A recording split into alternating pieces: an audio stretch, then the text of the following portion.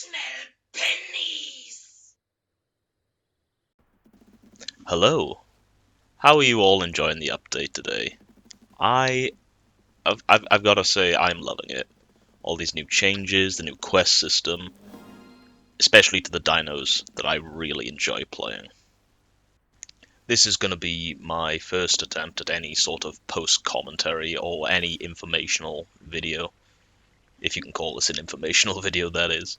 Either way, I'm happy enough to give you my 2 cents and opinions on any dino changes, any game changes, or, you know, maybe even a build or two for the dinos that I enjoy. Also, to let you know my thought process on the decisions that I make for what I do for the dinos that I enjoy, but always remember that these dinos, that you grow, you play them, you can play how you want. You do you, I'll do me, and that's how we should all play.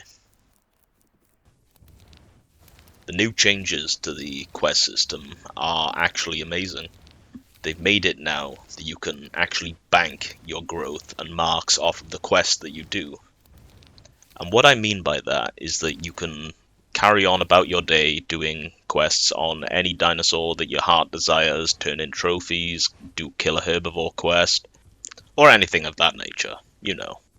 But instead of auto-collecting your reward upon completion of any quest, instead it'll be put into a quest list ready for you to claim at any time you want.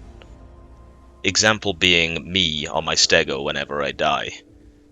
I do a lot of questing, so it's kind of easy for me to get back up to adult, and it only takes 5 red quests. But now, with these quests being banked, I can die, and then claim them after death to get back up to adult pretty much instantly.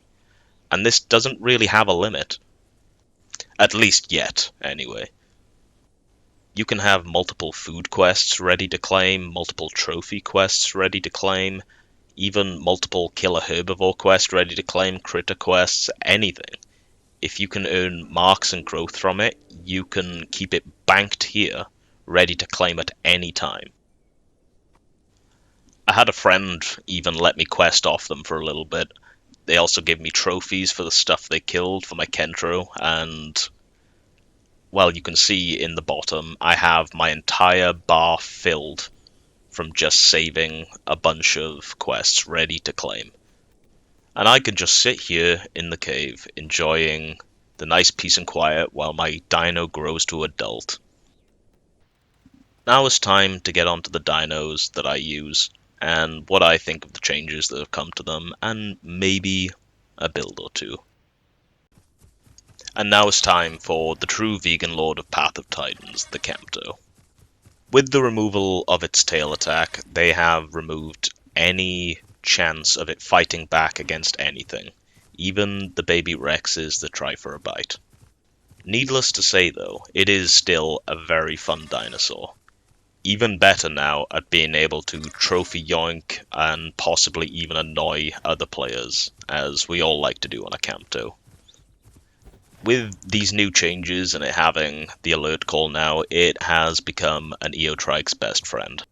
The combination of the Campto's alert call, along with the sharpened horn buff of Eotrike, has now allowed any Eotrike with a Campto in their group to do around a quarter of a Rex's health with one charge, so long as they get the first hit. Which we all know, in that case, the Rex does not stand a chance. At least for face tanking, that is.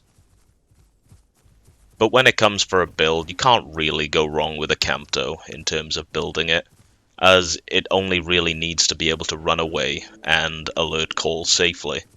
But in an actual fight, the most it could really do is be an annoying little bugger biting those who try to go for stamina. My only recommendation for Campto is try and build for speed.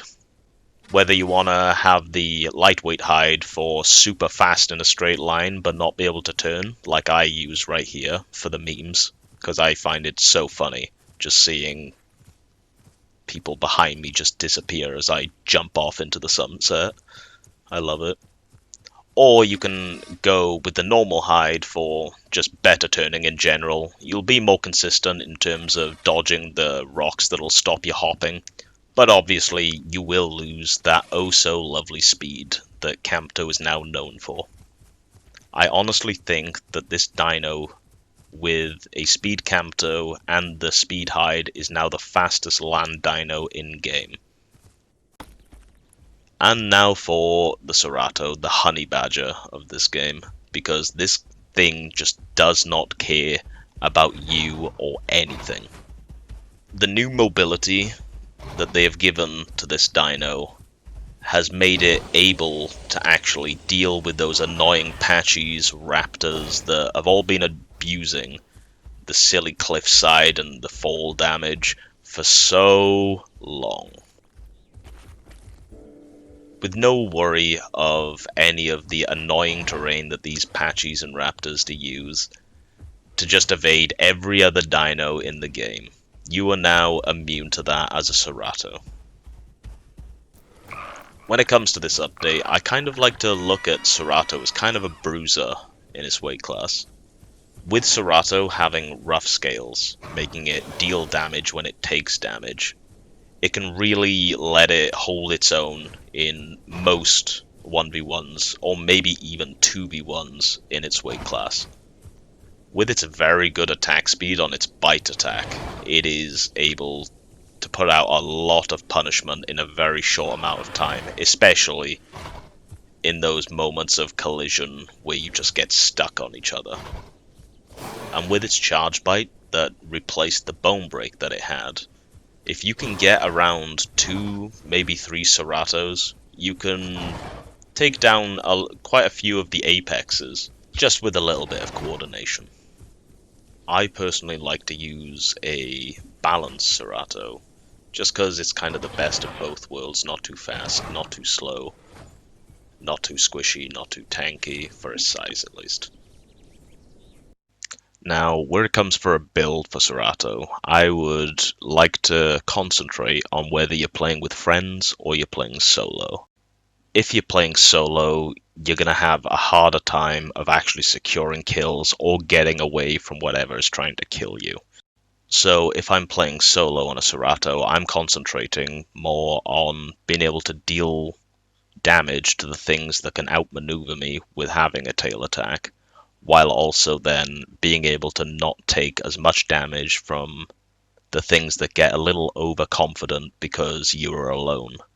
And now with Cerato having pretty much the patchy passive of the leap ability, it can just use the terrain to its advantage to stay alive a lot easier from most of the dinos in the game that would usually be able to kill it. If you are playing with friends, you have a lot more freedom to kind of do what you want. Of course, because you can cover their mistakes, they can cover your mistakes.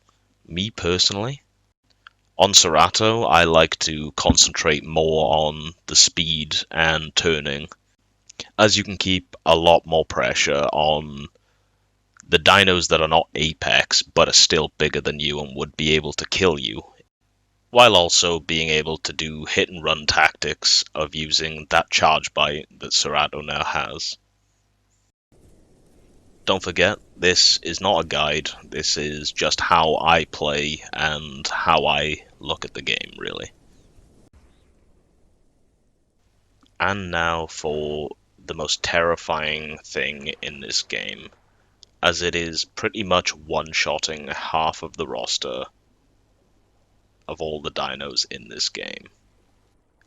There have already been patch notes released for the PTB to nerf the ambush damage for the Sarco, as Sarco on Sarco fights were over in the blink of an eye of just one person getting the charge bite and then hitting a ripping bite right afterwards, and the Sarco that took that first hit just died.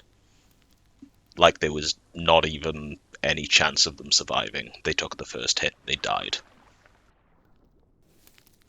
The new animations for it and the new run, they look really nice. The neck is a little wobbly if you see it when it's walking, But otherwise, I actually think it looks really cool. With them giving Sako the ability to just not have to drink water and also be able to quest at sea, growing a Sako has never been easier and never been safer either. All you've got to do is slap on a quick little fisher diet and do a bunch of quests at sea. A lot of the zones at sea are not great, but they will be a lot safer than going into Young Grove or any of the other zones where, there's a lot of traffic. The name of the game for Sako is easy. It's just speed. Get yourself as fast as possible, get the ambusher ability on, get the streamline hide on, and have fun with that. Don't forget that if you are in a group and someone in your group attacks anything or gets attacked and starts the combat timer, you will lose your 2x damage multiplier for your first attack. So if you are playing with friends, it may still be worth it to just stay outside of a group to ensure your combat timer. This video was quite short for what I had planned. This will be a multiple part, I guess you could call it series if you like. But I will be back tomorrow with another video very similar to this, but on different dinos and different topics for the game. Bye!